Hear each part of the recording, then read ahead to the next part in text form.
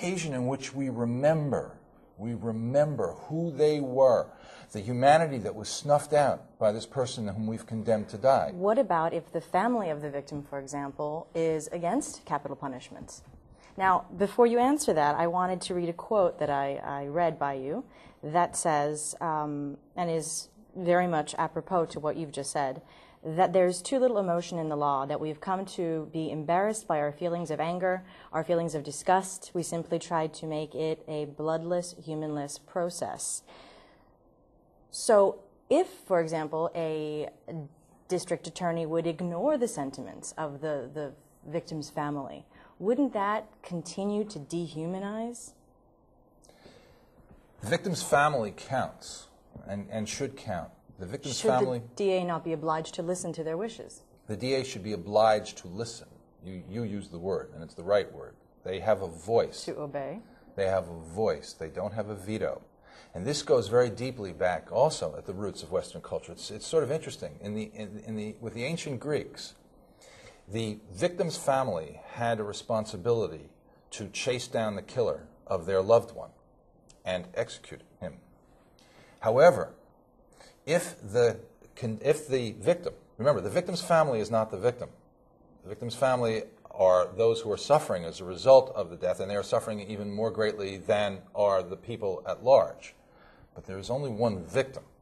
The victim is the victim. The victim is the dead person.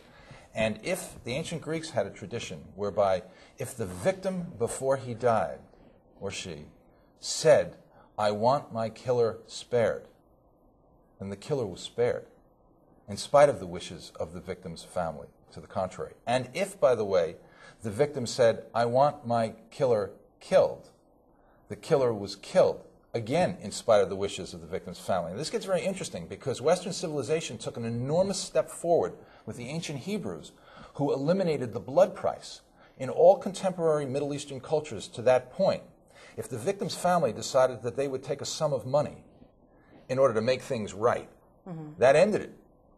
And it's in the Old Testament where the command is... Well, it's still tribal today if you see the Masai Mara people. In many cultures, but not this one.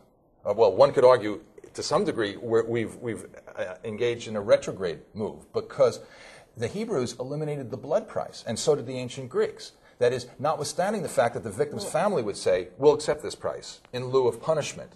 The command was clear: the murderer, he shall die. You shall accept no ransom. The murderer, he shall die. So what we have, I'm directly answering your question, because what we have at the very, and so too with the ancient Greeks, the notion that blood pollutes the land.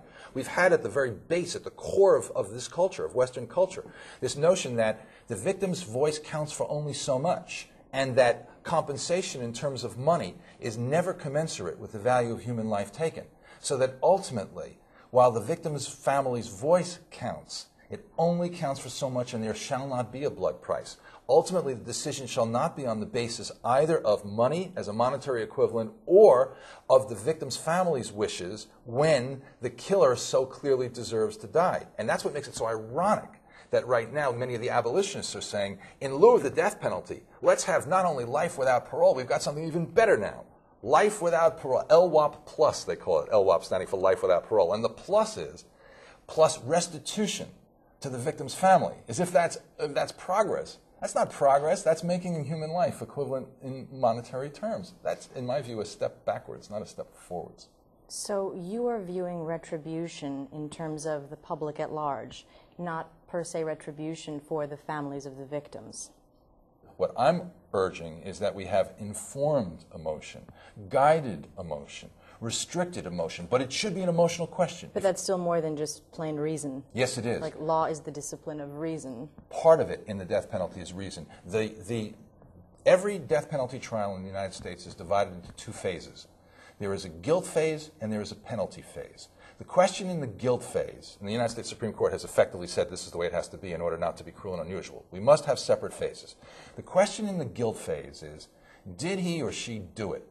That question is answered through evidence dispassionately looked upon, where reason is applied to the situation, and you try to determine beyond a reasonable doubt whether the person actually did the crime and whether the aggravating circumstances have been shown beyond a reasonable doubt. In the penalty phase, it's a different question. It's a moral question. And as Adam Smith said correctly, and he's not the only one to say it, at base, every moral question is an emotional question. The question in the penalty phase is not, did he do it? It's, does he deserve it? And the issue is, who is he? What's his or she? What's her character? This is a person we are about to kill or not, execute or not. That is a moral question. That cannot be answered strictly by reason. That must have an emotional basis to it, an intuitive basis to it. If I'm a juror and I don't hate the person before me who's on trial, I will never condemn to death somebody I don't hate. How could I? I should be angry. I should hate. If I can't hate and I'm not, that person doesn't die, not at my behest. Okay. So speaking of the first part of proceedings, determining beyond a reasonable doubt, setting emotion and reason aside for a moment, now in light of new technology, DNA evidence, should the standard be changed? Yes, in my view, the standard should be changed. And then to what? Okay. The abolitionists are fond of saying absolute certainty.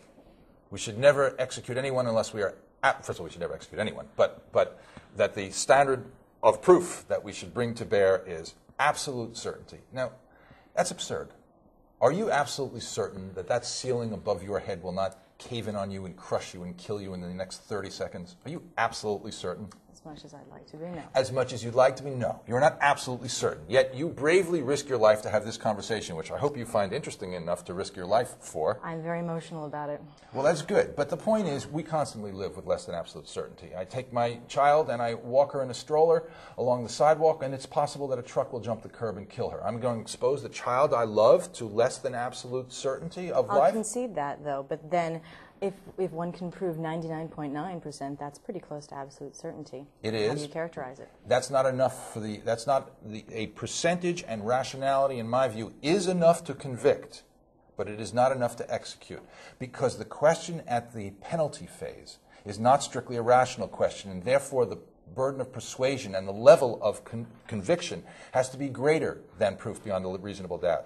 My view is twofold. Number one, we should adopt what the model penal code suggested that we adopt, but most jurisdictions, I believe all jurisdictions, have rejected. I'm not certain of that right now. And that is the residual doubt rule. That is, if you, the jury should be instructed, if you, the jury, have a residual doubt, a nagging doubt, a lingering doubt, not a doubt for which you can give a reason, however, but nevertheless, that's real to you. That's real. It may not be rational, but it's real. If you have a lingering doubt, you should not vote death. Furthermore, in my view, the jury should be instructed that it not only has to be convinced beyond a reasonable doubt, but it must be convinced to a moral certainty that the condemned deserves to die. If you can't articulate why it is that you think the condemned should be spared, but nevertheless you say, there's something in my gut that tells me. We're back to emotion and away from reason again. In the penalty phase, not in the guilt phase. Now, I see that it's very reasonable to invite you back because we have so many untapped further issues to discuss. Unfortunately, our segment today has to come to a close. I thank you for joining us, and please come back for part 2. On behalf of the Media Reporter and New York Law School, we'll see you soon.